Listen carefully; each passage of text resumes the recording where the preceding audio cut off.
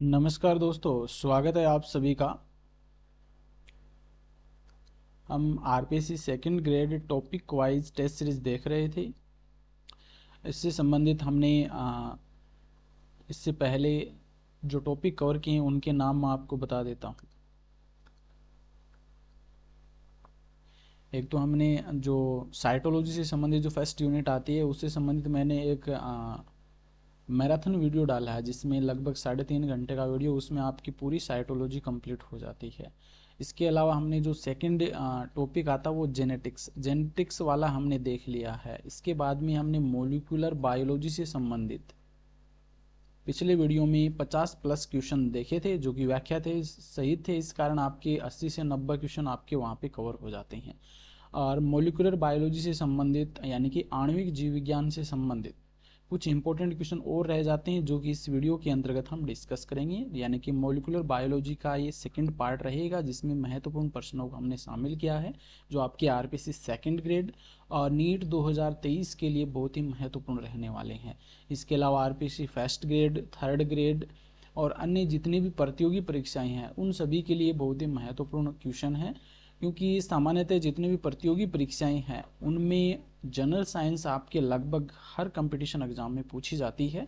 तो उसी के अकॉर्डिंग कुछ इंपॉर्टेंट जो क्वेश्चन है वो हमने इसमें शामिल किए हैं, कुछ डिटेल से लिए हैं, जो कि आपके आरपीएससी सेकंड ग्रेड और नीट 2023 और आरपीएससी फर्स्ट ग्रेड के लिए महत्वपूर्ण रहने वाले हैं। अभी जो आपका सीईटी का एग्ज़ाम भी फरवरी में होना, तो उसके लिए भी आपके लिए बहुत ही महत्वपूर्ण है ये। तो जो क्वेश्चन कुछ रह गए थे मॉलिक्यूलर बायोलॉजी से संबंधित, वो हम 10 से 20 क्वेश्चन समथिंग हैं, तो वो इसमें कवर करेंगे। और साथ में जो एनिमल किंगडम है, एनिमल क्लासिफिकेशन, वो हम इस वीडियो के माध्यम से शुरू करेंगे। तो आइए शुरू करते हैं। आज का हमारा पहला क्वेश्चन है,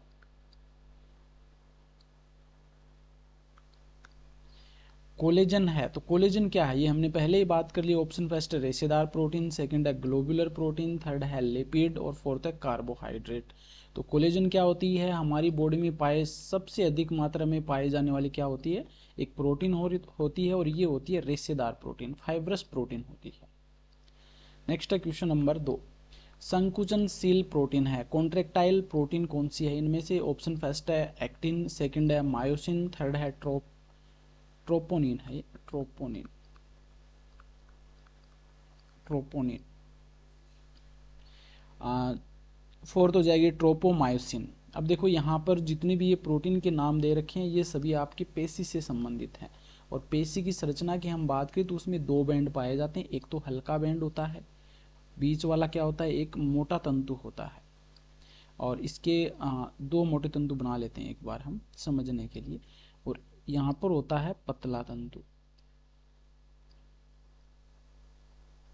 इस प्रकार से।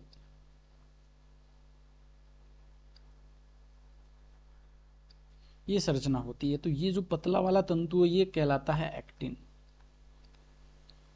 और मोटा तंतु कहलाता है मायोसिन। मायोसिन तो मायोसिन जो होती है ये मोटे तंतु होते हैं, एक ही स्थान पर स्थिर रहते हैं, जबकि एक्टिन जो होती है ये आगे पीछे फिसलती रहती है। तो एक्टिन प्रोटीन ही होती है जो संकुचनशील प्रोटीन होती है। तो ये आपकी पेशी की संरचना होती है। और बीच में यहाँ पर हम बात करें तो बीच में यहाँ पर होता है आपका एच जोन। और पेशी की जो संरचनात्मक इकाई है उसे हम सार्कोमियर कहते हैं, ये भी ध्यान में रखना। जब हम संरचना देख पेशी जो फिजियोलॉजी, एनिमल फिजियोलॉजी, उसमें बात करेंगे तो उसमें फिर से मैं आपको बता दूंगा कि पेशी की जो क्रियात्मक इकाई होती है वो सार्कोमियर कहलाती है। नेक्स्ट है क्वेश्चन नंबर 3, एमाइलेज व एमाइलोपेक्टिन श्रृंखला किसमें पाई जाती है? एक मिनट, फोन सा। एमाइलेज व एमाइलोपेक्टिन श्रृंखला है किसमें पाई जाती है? एमाइलेज एमाइलोपेक्टिन श्रृंखला। ऑप्शन फर्स्ट है ग्लाइकोजन, सेकंड है स्टार्च, थर्ड है सेलुलोज और फोर्थ है काइटिन।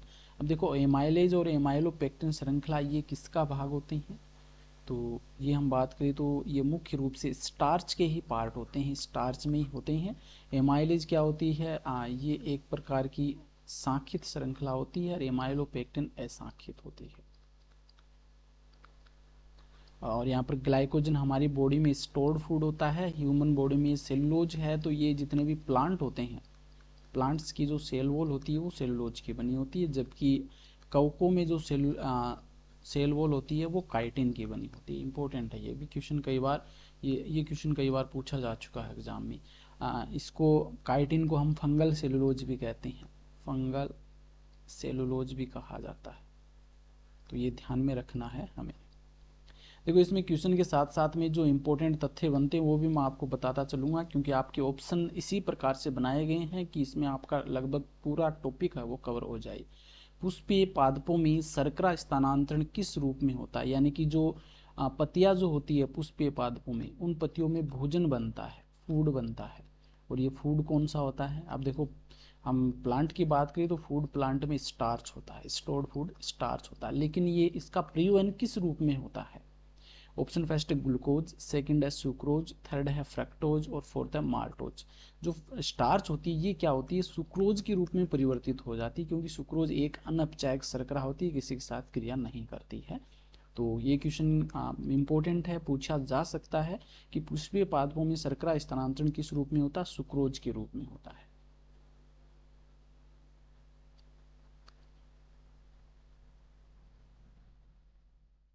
नेक्स्ट है क्वेश्चन नंबर 5। कार्बोहाइड्रेट का संचय कहाँ होता है? कार्बोहाइड्रेट मान लीजिए, या इसे हम ग्लाइकोजन भी कह सकते हैं, ये लिख लीजिए, क्वेश्चन में ग्लाइकोजन कर लीजिए कि कार्बोहाइड्रेट या फिर ग्लाइकोजन का स्टोर या संचय कहाँ होता है। ऑप्शन फर्स्ट है glucose in liver, glycogen in muscles, third है मसल्स प्रोटीन और फोर्थ है glycogen in liver and muscles. अब देखो लीवर और मसल्स दोनों में ही ग्लाइकोजन का संचय होता है। जब हमारी ब्लड के अंदर यानी कि ब्लड में शुगर की मात्रा अगर बढ़ जाती है, शुगर की मात्रा इंक्रीज हो जाती है, बढ़ जाती है, तो इस शुगर मतलब ग्लूकोज, और इस शुगर को फिर किस में बदला जाता है? ग्लाइकोजन में बदला जाता है, और इस ग्लाइकोजन का फिर लीवर में स्टोर कर लिया जाता है, या लीवर या मसल्स में। कई बार क्या होता है, जब हम एक्सरसाइज करते हैं, अधिक मात्रा में एक्सरसाइज कर लेते हैं, तो जो आपकी मसल्स होती है, मसल्स इनमें ऑक्सीजन की अभाव में ऑक्सीजन का अभाव हो जाता है। मान लीजिए आप ज़्यादा एक्सरसाइज करते हैं तो ऑक्सीजन भी अधिक मात्रा में चाहिए, क्योंकि एनर्जी की अधिक आवश्यकता होती है जब एक्सरसाइज वगैरह करते हैं या कठिन कार्य करते हैं। तब जो हमारी पेशियाँ होती है, उन पेशियों में क्या होता है? उन पेशियों में लैक्टिक अम्ल का जमाव होने लग जाता है, या लैक्टिक अम्ल का निर्माण होने लग जाता है। ऑक्सीजन के अभाव में शोषण होता है इस कारण से, और इस कारण हमारी पेशियों में क्या होती है? थकान या दर्द महसूस होने लग जाता है। तो ये क्वेश्चन भी पूछा जा चुका है कि थकान या दर्द महसूस होते समय पेशियों में कौन से एसिड का जमाव होता है? तो लैक्टिक एसिड का जमाव होता है। क्वेश्चन नंबर 6, एक जीन एक एंजाइम परिकल्पना किसके द्वारा दी गई? तो ये आरपीसी में पूछा गया क्वेश्चन है, वेरी वेरी इंपॉर्टेंट है। ऑप्शन फर्स्ट है लीडरबर्ग, सेकंड है बीडल एंड टेटम, थर्ड है वाटसन एंड क्रिक और फोर्थ है जैकब एंड मोनार्ड। तो एक जीन एक एंजाइम जो परिकल्पना ये बीडल एंड टेटम के द्वारा दी गई थी, तो ये इंपॉर्टेंट है, ध्यान में रखना है। वाटसन एंड क्रिक ने डबल हेलिक्स मॉडल दिया था डीएनए का, और जैकब मोनार्ड ने लेक पोरन की खोज की थी। नेक्स्ट है क्वेश्चन नंबर 7, सर्वाधिक ऊर्जा मिलती है, वेरी वेरी इंपॉर्टेंट, और यहाँ पर आपको मैं इस प्रकार के कई तथ्य बता दूंगा जिससे कई आंसर आपके सही होने वाले हैं। प्रोटीन, सेकंड है लिपिड, थर्ड है एंजाइम और फोर्थ है कार्बोहाइड्रेट। अब देखो सर्वाधिक ऊर्जा की बात की, ये नहीं पूछा कि किससे ऊर्जा हमें पहले मिलती है या बाद में मिलती है। सर्वाधिक ऊर्जा की बात करें तो सर्वाधिक ऊर्जा हमें मिलती है लिपिड से, या हम बोल सकते हैं वसा से। अब ऊर्जा का क्रम भी हमें पता होना चाहिए। प्रोटीन से 4.4 कैलोरी ऊर्जा प्राप्त होती है, किलो कैलोरी। जो कार्बोहाइड्रेट होता है इससे 4.2 या एक लिख ली, 4.1 किलो कैलोरी ऊर्जा प्राप्त होती है, और लिपिड से होती है 9 किलो कैलोरी ऊर्जा। तो इसका क्रम ध्यान में रखना है कि सबसे अधिक ऊर्जा लिपिड से, और उसके बाद में मिलती है कार्बोहाइड्रेट से, और उसके बाद में प्रोटीन से। तो सबसे कम ऊर्जा प्रोटीन और सबसे अधिक लिपिड से। अब एक क्वेश्चन यहाँ पे ये भी कई बार पूछ लिया जाता है कि इनका विघटन का क्रम क्या होता है? विघटन का क्रम यानी टूटने का क्रम क्या होता है, ये भी कई बार क्वेश्चन पूछ लिया गया है। तो हमारे शरीर में क्या होता है? सबसे पहले ऊर्जा हमें कार्बोहाइड्रेट से मिलती है, तो पहले विघटन किसका होगा? कार्बोहाइड्रेट का होगा। पहले विघटन कार्बोहाइड्रेट का होगा, उसके बाद में विघटन होगा वसा का। वसा का होगा, और अंत में जो विघटन होगा वो प्रोटीन का होगा। इसका कारण ये भी है कि हमारी जो कंप्लीट बॉडी है उसका निर्माणकारी जो घटक है वो प्रोटीन होता है। अगर पहले प्रोटीन का विघटन हो जाए तो हमारा बॉडी नहीं रहेगी। तो इस कारण से पहले कार्बोहाइड्रेट का तुरंत ऊर्जा प्रदान करता है कार्बोहाइड्रेट, फिर वसा और फिर प्रोटीन। ये क्रम भी ध्यान में रखना, और ये ऊर्जा का क्रम भी ध्यान में रखना कि किससे कितनी ऊर्जा प्राप्त होती है। नेक्स्ट है क्वेश्चन नंबर 8, अस्थि में पाई जाने वाली प्रोटीन कौन सी है? जो बोन होती है, हड्डी, उसमें कौन सी प्रोटीन पाई जाती है? ऑप्शन फर्स्ट है ओसिन, सेकंड है कॉन्ड्रिन, थर्ड है इलास्टिन और फोर्थ है सभी। अब वेरी वेरी इंपॉर्टेंट है, और ये क्वेश्चन पहले पूछा गया है, पूछा जा चुका है, तो ये ध्यान में रखना है। और अस्थि में कौन सी प्रोटीन पाई जाती है? ओसिन प्रोटीन पाई जाती है, ओसिन। और ओस्टियोब्लास्ट नामक सेल्स होती है जिनके द्वारा हड्डी का या अस्थि का निर्माण होता है। और हमारी जो बोन होती है उस बोन के अंदर बोन मेरो पाया जाता है, बोन मेरो, जिसे हम अस्थि मज्जा भी कहते हैं। और इसी बोन मेरो के अंदर एक तो येलो बोन मेरो होता है, एक रेड बोन मेरो होता है। जो रेड बोन मेरो होता है उससे क्या होता है? ब्लड का निर्माण होता है। ब्लड में आरबीसी है, डब्ल्यूबीसी है, इन सभी का निर्माण है बोन मेरो में होता है।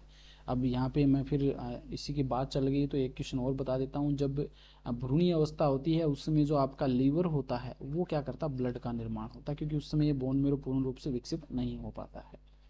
एक क्वेश्चन यहाँ पर यह बन जाता है कि कार्टिलेज जो होती है, कार्टिलेज या उपास्थि, कार्टिलेज या उपास्थि, इनमें कौन सी प्रोटीन होती है? तो इसमें कॉन्ड्रिन प्रोटीन होती है। तो ओस्टियोसाइट या जो अस्थि होती है उसमें ओसिन प्रोटीन, और कार्टिलेज में कॉन्ड्रिन प्रोटीन। नेक्स्ट है क्वेश्चन नंबर 9, स्टेरॉयड हार्मोन कौन से हैं? स्टेरॉयड जो उत्तेजक हार्मोन होते हैं, उत्तेजक हार्मोन वो स्टेरॉयड होते हैं। तो ऑप्शन फर्स्ट है प्रोजेस्टेरोन, सेकंड है टेस्टोस्टेरोन, थर्ड है कोर्टिसोल, कोर्टिसोल है, और फोर्थ है सभी। तो यहाँ पर प्रोजेस्टेरोन भी है, टेस्टोस्टेरोन भी है, कोर्टिसोल भी है, सभी क्या है? स्टेरॉयड हार्मोन है। प्रोजेस्टेरोन जो फीमेल होती है, जैसे जो हम सामान्यतः हम बात करें तो फीमेल के अंदर ये एक द्वितीयक जो लैंगिक लक्षण उत्पन्न करने वाला हार्मोन होता है। टेस्टोस्टेरोन जिसे हम एंड्रोजन भी कहते हैं, ये मेल में पाया जाता है, और मेल में क्या करता है? द्वितीयक लैंगिक लक्षण उत्पन्न करता है। नेक्स्ट क्वेश्चन नंबर 10, होमोपोलीसेकेराइड क्या है? देखो सेकेराइड जो होते हैं, सेकेराइड मतलब हम बात करें तो लिपिड की बात करें या वसा की बात करें, फैट की बात करें, ये होती है मुख्य रूप से 3 प्रकार का। तो पहला आता है मोनोसेकेराइड, मोनोसेकेराइड। सेकंड है फिर देखो डाइसेकेराइड, यहाँ पर मैंने लिखूंगा उसको ओलिगोसेकेराइड में हम शामिल कर लेंगे। डाइसेकेराइड भी एक प्रकार होता है, ओलिगोसेकेराइड। और थर्ड होता है पॉलीसेकेराइड, सेकेराइड। मोनोसेकेराइड में जिसमें जो कार्बन संख्या है 1 से 6 तक, 1 से 6 तक जो कार्बन संख्या जिसमें उपस्थित होती है वो मोनोसेकेराइड में आती है। जैसे कि हेक्टोज है, पेंटोज है, ग्लूकोज है, फ्रक्टोज है, गैलेक्टोज है, ये सभी मोनोसेकेराइड के अंतर्गत आ जाएंगे। फिर आता है डाइसेकेराइड, डाइसेकेराइड भी हम यहाँ पे कर लेते हैं सेकेराइड।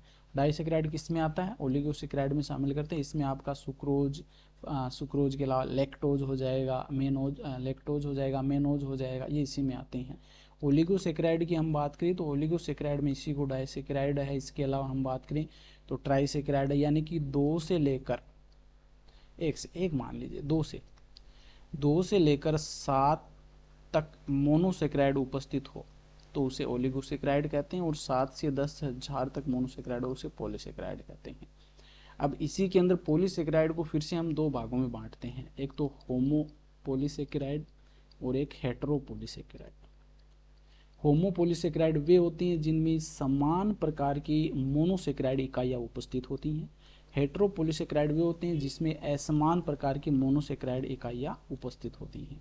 जैसे एग्जाम्पल के लिए एक होती है मेनोज, मेनोज शर्करा, इसमें आपका ग्लूकोज होता है, गैलेक्टोज होता है, प्लस फ्रक्टोज होता है। तो 3 अलग अलग प्रकार की हैं, तो ये क्या है? एक हेटेरोपोलीसेकेराइड है। समझ गए? हेटेरोपोलीसेकेराइड हो जाएगी। समान प्रकार में जैसे आपका आ गया इसमें सेलुलोज है, ये ग्लूकोज की बहुत सारी इकाइयों से मिलकर बना होता है। ग्लाइकोजन है, ये ग्लूकोज की बहुत सारी इकाइयों से मिलकर बना होता है। स्टार्च होता है, ये ग्लूकोज की बहुत सारी इकाइयों से मिलकर बना होता है। ये सभी क्या है, होमोपोलीसेकेराइड हैं। तो इसका आंसर क्या हो जाएगा, सभी हो जाएगा, ग्लाइकोजन, स्टार्च, सेलुलोज। नेक्स्ट है क्वेश्चन नंबर 11, ग्रेप शुगर किसे कहा, ग्रेप मतलब अंगूर शर्करा किसे कहते हैं, अंगूर शर्करा या ग्रेप शुगर कौन सी है। तो ऑप्शन फर्स्ट है ग्लूकोज, सेकंड है फ्रक्टोज, थर्ड है ग्लेक्टोज और फोर्थ है मेनोज। तो ऑप्शन फर्स्ट है यहाँ पर राइट हो जाएगा। ग्लूकोज को ही हम क्या कहते हैं, ग्रेप शुगर कहते हैं, और इसे ही ब्लड शुगर भी कहा जाता है क्योंकि हमारे ब्लड में यही पाई जाती है, ब्लड शुगर। फ्रक्टोज की हम बात करें तो फ्रक्टोज को फ्रूट शुगर कहते हैं, फ्रूट शुगर। ये इनसे संबंधित कई बार क्वेश्चन पूछे जा चुके हैं, तो ध्यान में रखना। ग्लेक्टोज और ग्लूकोज जुड़ करके लैक्टोज बनाते हैं, लैक्टोज। लैक्टोज जो होती है इसे हम कहते हैं, लैक्टोज जो होती है ये दुग्ध शर्करा होती है, दुग्ध शर्करा, मिल्क शुगर इसे हम कहते हैं, मिल्क शुगर। क्योंकि दूध में क्या होता है, लैक्टिक एसिड होता है, और दूध में जो प्रोटीन होती है वो कौन सी होती है, यहाँ से भी क्वेश्चन आ गया है। प्रोटीन कौन सी होती है दूध में, जो प्रोटीन होती है वो होती है केसिन प्रोटीन, केसिन प्रोटीन होती है, ये ध्यान में रखना है। तो इसका आंसर ऑप्शन फर्स्ट हो जाएगा। नेक्स्ट है क्वेश्चन नंबर 12, अति शीघ्र ऊर्जा किससे मिलती है। तो ये हमने पहले ही बात कर ली, अति शीघ्र कार्बोहाइड्रेट से ऊर्जा मिलती है। क्वेश्चन नंबर 13, सबसे सरल एमिनो अम्ल कौन सा है। तो सबसे सरल है tyrosine, glycine, lysine, aspartic acid. तो जो हमारा लाइसिन, ग्लाइसिन जो होता है, ग्लाइसिन, ये सबसे सरल एमिनो एसिड होता है।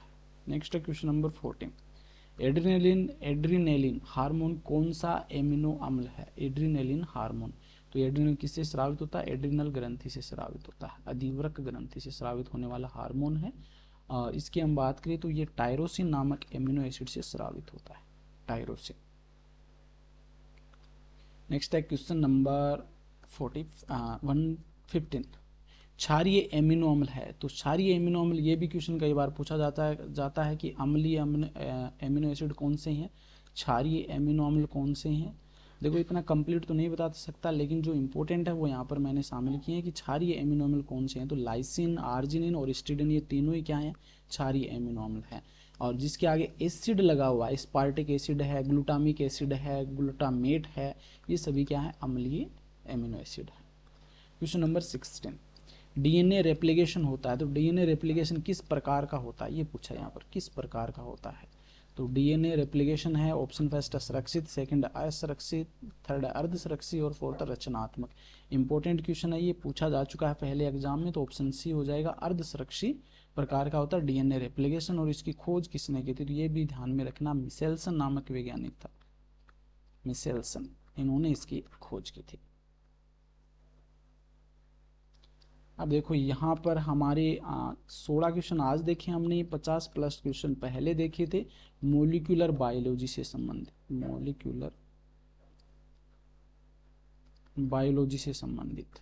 तो हमारे लगभग 80 से 70-80 क्वेश्चन आपके कवर हो जाते हैं। तो इसमें व्याख्या सही देखें तो आपका पूरा कंप्लीट टॉपिक यहाँ पर कवर हो जाता है।